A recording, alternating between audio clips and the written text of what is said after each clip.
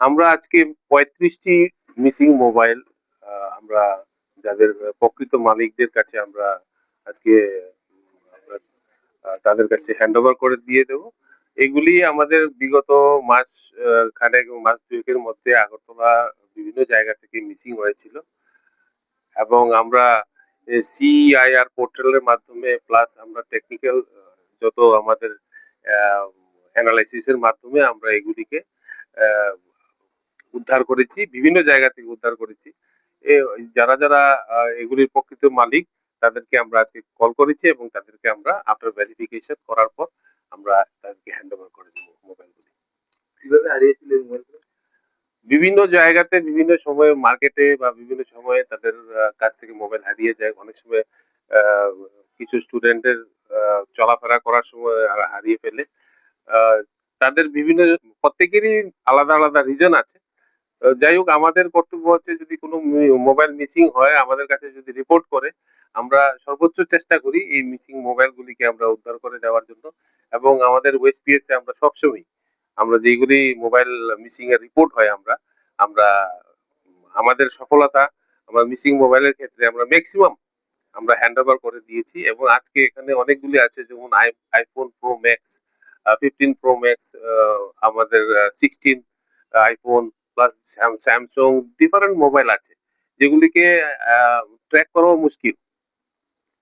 IPhone মোবাইলকে আমরা human ইন্টেলিজেন্সও use করেছি, করে আমরা এগুলিকে আমরা উদ্ধার করতে সক্ষম হয়েছি। সত্যি কি হারানো না চুরির মোবাইল রয়েছে? এখানে ম্যাক্সিমামই হারানো। অনেকেও রিপোর্ট করে অনেক ধরনের ভাবে যে তাদের কাছ থেকে কেউ বলতে পারে না কিভাবে হারিয়ে গেছে। এগুলি অনেক সময় মানুষের তাদের ধারণা হয় কেউ নিয়ে গেছে। তাই আমাদের কাছে যখন মিসিং রিপোর্ট হয় বা যে কোনো চুরির রিপোর্ট হলে আমাদের ইয়ে থাকে, আমাদের আহ, চেষ্টা থাকে সবগুলিকে আমরা ফিরিয়ে দেওয়ার জন্য, উদ্ধার করে দেওয়ার জন্য। এবং আমরা এখানে আজকে আমরা ৩৫টি মোবাইল উদ্ধার করে এই সফলতাটা দেখাচ্ছি আপনাদের কাছে যে তাদের প্রকৃত মালিকরা আছে, আমরা এখন তাদেরকে হ্যান্ড ওভার করে দেবো। এখানে আসলেন, কি হারিয়েছিল বাবু, কোন জায়গায়? আর ৭ ডিসেম্বর লেকচুমনি বাজারে এখানে হারিয়েছে। বাজার করার পর যখন দেখলাম মোবাইলটা পাচ্ছি না, ভাবলাম বাড়িতে হয়তো রেখে এসেছি বলে, কিন্তু না, হারিয়ে গেছে। তারপর এসে রিপোর্ট করলাম সেদিনই। রিপোর্ট করার পর আমি চলে যাই কলকাতা। কিছুদিন পর আমাকে বলল যে পাওয়া গেছে, আপনি এসে নিয়ে যান।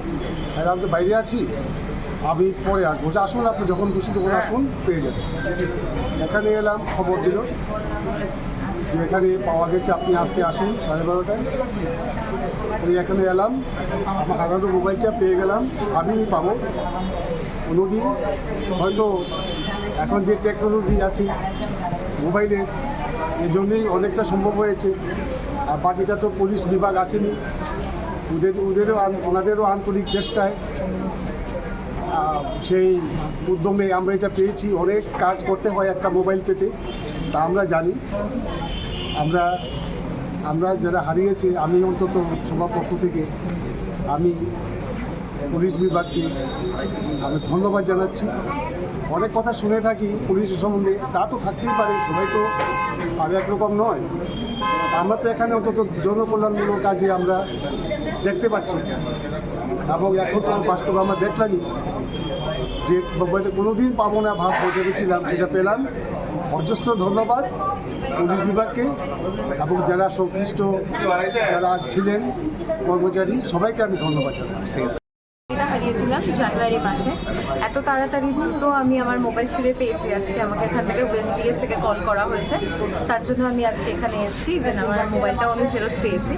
আমি এটা হারিয়ে ফেলেছিলাম, রাস্তাতে পড়ে গেছিলো না চুরি হয়েছে আমার এক্স্যাক্ট বলতে পারছি না, কারণ আমি অটোতে during my job I was going that time and I lost my phone